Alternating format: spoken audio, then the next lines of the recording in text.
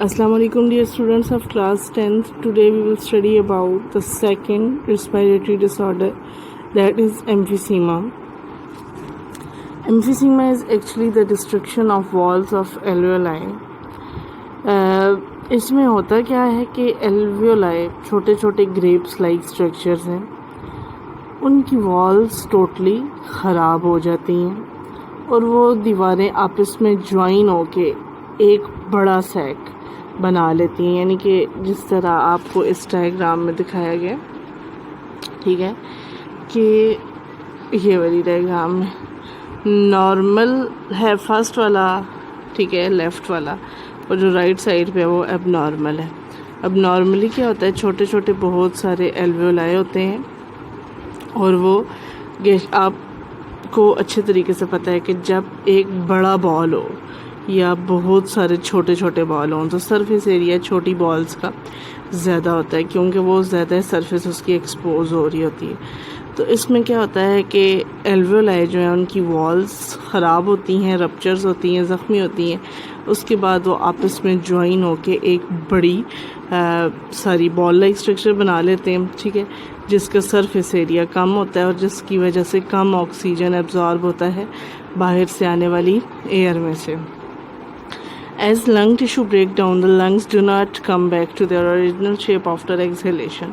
अब क्योंकि lungs के टिश्यूज़ ही ख़राब हो गए हैं तो वो exhalation यानी कि सांस अपने अंदर से बासी हवा निकालने के बाद भी मुकम्मल तौर पे जो है वो अपनी ओरिजिनल शेप में नहीं आएंगे, ठीक है, और उनमें से एयर भी फिर सही तरीके से नहीं निकलेगी. अब उनमें जो लेस ऑक्सीजन वाली एयर है वो निकलेगी तो ऊपर से फ्रेश एयर आनी है, तो होगा क्या, क्योंकि इनकी शक्ल ख़राब हो चुकी है तो ये सही तरीके से पंच नहीं हो रहे, सही तरीके से पुश नहीं हो रही इनमें से एयर, तो इस वजह से पुरानी हवा भी बीच में रहेगी, फिर नई एयर आएगी, लेकिन उसमें क्या है कि इसका गैशियस एक्सचेंज अच्छे तरीके से नहीं हो सकेगा.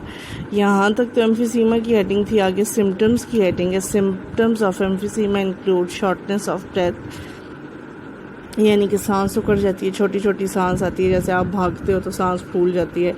एम्फीसीमा में उस बंदे की हर वक्त इसी तरह सांस फूली रहती है.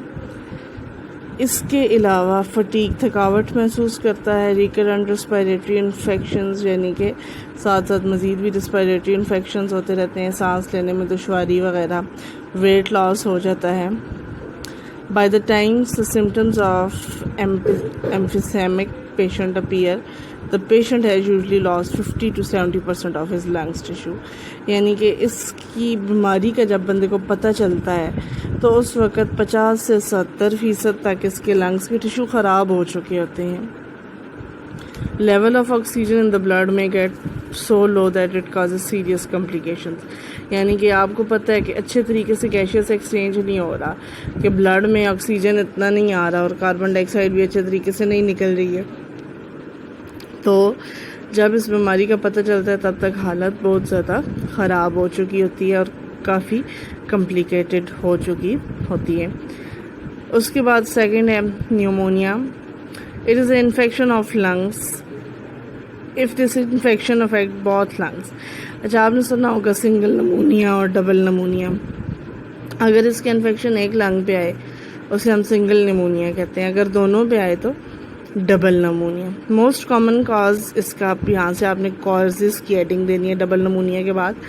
The most common cause of pneumonia is bacterium Streptococcus पेन्यूमोनाई. ये बैक्टीरिया का साइंटिफिक नेम है स्ट्रेप्टोकोकस पेन्यूमोनाई, और आपको बहुत अच्छे तरीके से पता है कि साइंटिफिक नेम को हम किस तरह से लिखते हैं, ठीक है, या मार्कर से लिखते हैं और या इसको अंडरलाइन करके लिखा जाता है. उसके बाद है जी सम वायरल इन्फेक्शन, इन्फ्लुएंजा वायरस, ठीक है, जो ज़ुकाम का वायरस होता है, और कुछ फंगल इन्फेक्शन, ये जो फंगस होती है, ठीक है, फंजाई वगैरह, यानी कि कुछ वायरस और फंजाई जो हैं वो भी नमूनिया कॉज कर सकते हैं. मेन कॉज क्या है, स्ट्रेप्टोकोकस पेन्यूमोनाई बैक्टीरिया, लेकिन इसके अलावा कुछ वायरसेस और फंगस भी नमूनिया कॉज करते हैं. اب ہوتا کیا ہے کہ کازیٹیو آرگنزم جو ہیں وہ ایلویولائی کے اندر انٹر ہو جاتے ہیں، سانس کے ذریعے سے ایلویولائی میں آ جاتے ہیں اور وہاں پہ وہ سیٹل ہوتے ہیں اور گروتھ کرنا شروع کر دیتے ہیں. پھر ان کے بہت سارے سیلز ڈویژن ہوتی ہے جس کی وجہ سے ان کی تعداد بہت بڑھ جاتی ہے اور وہ لنگس کے ٹیشوز کو کھانا شروع کر دیتے ہیں. ٹھیک ہے، یعنی کہ سارے لنگس ٹیشو کو کھا جائیں گے، وہ خراب کر دیں گے اور ایریا میں جو ہے جس طرح آپ کے زخم میں پس وغیرہ پڑ جاتی ہے تو لنگس اندر سے، کیونکہ یہ لنگس کو کھا رہے ہیں، زخمی کر رہے ہیں، تو زخمی چیز میں آپ کو پتہ ہے پس پڑ جاتی ہے اور فلوئڈس آ جاتا ہے، باڈی فلوئڈ اور پس آ جائے گا. سمٹمز کی ہیڈنگ ہے آگے. سمٹمز اس کے کیا ہیں؟ کولڈ، یعنی کہ بندے کو ٹھنڈ لگتی ہے اور شدید بخار ہوتا ہے. شیورنگ، کپ کپی، کانپتا ہے جسم. And cold with sputum production. Cough آتی ہے، کھانسی آتی ہے جس میں بہت زیادہ بلغم آ رہا ہوتا ہے، تھوک آ رہا ہوتا ہے. اس کے علاوہ شارٹنس آف بریتھ اس میں بھی ہوتی ہے کیونکہ یہ ریسپائریٹری ڈس آرڈر ہے. ٹھیک ہے، اس لیے ان سب میں شارٹنس آف بریتھ اور بخار لازمی ہوتا ہے. پیشنٹس کا سکن کلر چینج ہو جاتا ہے کیونکہ آپ کو پتہ ہے کہ بلڈ کا اوریجنل کلر کیا ہے؟ وائلٹ پرپلش. ٹھیک ہے، ہیموگلوبن جو ہے آپ کی بلڈ میں پائی جانے والی پروٹین، اس کا اپنا کلر پرپل ہے. جب وہ آکسیجن کے ساتھ اٹیچ ہوتی ہے تو ریڈ ہو جاتا ہے. اب کیونکہ اس میں آپ کی باڈی کو صحیح طریقے سے آکسیجن سپلائی نہیں ہو رہا تو ہیموگلوبن کے بہت سارے مولیکیول ایسے ہیں جنہیں آکسیجن نہیں مل رہا تو وہ اپنے اوریجنل کلر یعنی کہ پرپل میں نظر آنا شروع ہو جائے گی. اور اس کی وجہ کیا ہے؟ پور آکسیجیشن آف بلڈ. آگے اس کی ٹریٹمنٹ کی آپ نے ہیڈنگ دینی ہے. ٹریٹمنٹ کیا ہے؟ Vaccines are available to prevent pneumonia caused by streptococcus pneumoniae, یعنی کہ اس میں ٹیکہ لگایا جاتا ہے، انجیکشن وغیرہ. اس کے علاوہ اینٹی بایوٹکس یوز کی جاتی ہیں. ٹھیک ہے، جو کہ پنیومونیا کاز کرنے والے وائرس، بیکٹیریا اور فنگس وغیرہ کو باڈی میں سے ریموو کراتی ہیں. نیچے ایک انٹرسٹنگ انفارمیشن ہے کہ اینٹی بایوٹکس کی ڈسکوری سے پہلے 1/3 of pneumonic patients died from infection, یعنی کہ نمونیا کے تقریباً ہر 3 میں سے 1 مریض مر جاتا تھا. ٹھیک ہے، کیونکہ اینٹی بایوٹکس نہیں تھی. اس کے بعد ہے جی استھما. استھما جو ہے یہ ایک الرجی ہے. ٹھیک ہے، جو کہ برونکائی کی والز کے انفلیمیشن، یعنی کہ جس طرح آپ ڈائیگرام میں دیکھ سکتے ہیں نارمل برونکس اور ساتھ آپ کے پاس ہے جی یہ کنسٹرکٹڈ برونکس. ایک برونکس وہ ہے جو پورا اوپن ہے یعنی کہ ایئر پیسج جو ہے بالکل کھلا ہوا ہے. دوسرا جو ہے وہ کنسٹرکٹڈ ہو گیا ہے، تنگ ہو گیا ہے الرجی کی وجہ سے. ٹھیک ہے، تو استھما آپ کے پاس ایک الرجی کی وہ فارم ہے جس میں آپ کے برونکائی کی جو نارمل وڈتھ ہے یا چوڑائی ہے وہ کم ہو جاتی ہے اور آپ کی سانس کی نالیاں تنگ ہو جاتی ہیں.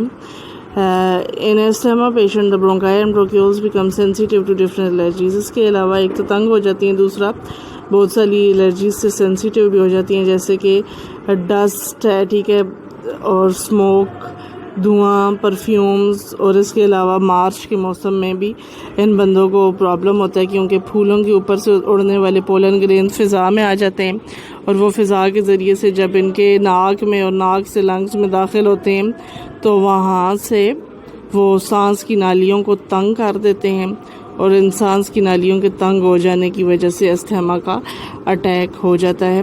ٹھیک ہے، when exposed to any of such allergies, the sensitive airways show immediate and excessive response of constriction. یعنی کہ جب اس قسم کی کوئی بھی الرجی سامنے آتی ہے، ٹھیک ہے، جیسے کہ ڈسٹ، اسموک، پرفیوم، پولنز، ٹھیک ہے، تو ان کی جو ایئر ویز ہیں پہلے سے ہی بہت زیادہ سینسیٹیو ہوتے ہیں تو وہ کیا کرتے ہیں؟ ایک دم سے کنسٹرکٹ ہو جاتے ہیں، یعنی کہ ان کے رستے جو ہیں وہ ایک دم سے بند ہونا شروع ہو جاتے ہیں اور پیشنٹس جو ہے اس کو سانس لینے میں بہت زیادہ دشواری پیش آتی ہے. آگے ہیں جی اس کے سمٹمز. استھما کے سمٹمز کیا ہیں جو پرسن ٹو پرسن چینج ہوتے ہیں، یعنی کہ اس کی شدت ہر بندے پہ مختلف ہے. ٹھیک ہے، میجر سمٹمز کیا ہیں؟ شارٹنس آف بریتھ، یعنی کہ سانس جو ہے وہ اکھڑ جاتی ہے، especially with exertion at night اور ایٹ نائٹ. یعنی کہ ایگزرشن کیا ہوتا ہے، جب بہت زیادہ کام کریں اس وقت بھی سانس کی نالی بند ہونا شروع ہو جاتی ہے، اور رات کے وقت بھی یہ پرابلم زیادہ ہوتا ہے. اس کے علاوہ ہے جی ویزنگ، یعنی کہ جب سانس لیتے ہیں تو سیٹی کی آواز بجتی ہے، ساتھ کھانسی، چیسٹ ٹائٹنس یعنی کہ سینہ بالکل جکڑ جاتا ہے، سانس رکتا رکتا محسوس ہوتا ہے. آگے اس کی ٹریٹمنٹ کے ہیڈنگ ہے chemicals with ability to dilate the bronchi, یعنی کہ استھما کے مریض کو وہ دوائی دی جاتی ہے کہ جو ان برونکائی کی والز کو تھوڑا کھول دے، اور اس سے کیا ہے کہ انہیں سانس لینے میں دشواری نہ ہو. اس طرح کے میڈیسنز اور انہیلرز وغیرہ دیے جاتے ہیں استھما کے پیشنٹ کو، جو ان کی برونکائی کی والز کو تھوڑا سا کھول دیں تاکہ انہیں سانس آ سکے. آگے آپ کے پاس کچھ پکچرز ہیں. یہ دیکھیں ایک نارمل برونکیول ہے اور ایک ایمفیسیمیا کے پیشنٹ کے. تو نارمل میں آپ دیکھیں کہ بہت سارے 1 2 3 4 5 6 7 اسٹرکچرز ہیں. اب ایمفیسیما کے بعد کیا ہوا، ان سب کی دیواریں آپس میں جوائن ہو گئیں اور ایک ہی بڑا سارا بن گیا. اب وہ جو چھوٹے تھے نارمل والے ان کا سرفیس ایریا زیادہ ہے، ٹھیک ہے. اب یہ پورا ایک بن گیا، اس کا سرفیس ایریا کم ہے. آگے ہے جی پینیمونیا میں. اس میں کیا ہوتا ہے، آپ نے پڑھا کہ فنگس وغیرہ آتی ہیں، ٹھیک ہے، اور وہ ایلویولائی کے اندر گھس کے تو ایلویولائی کی والز کو ڈیمیج کر دیتی ہیں.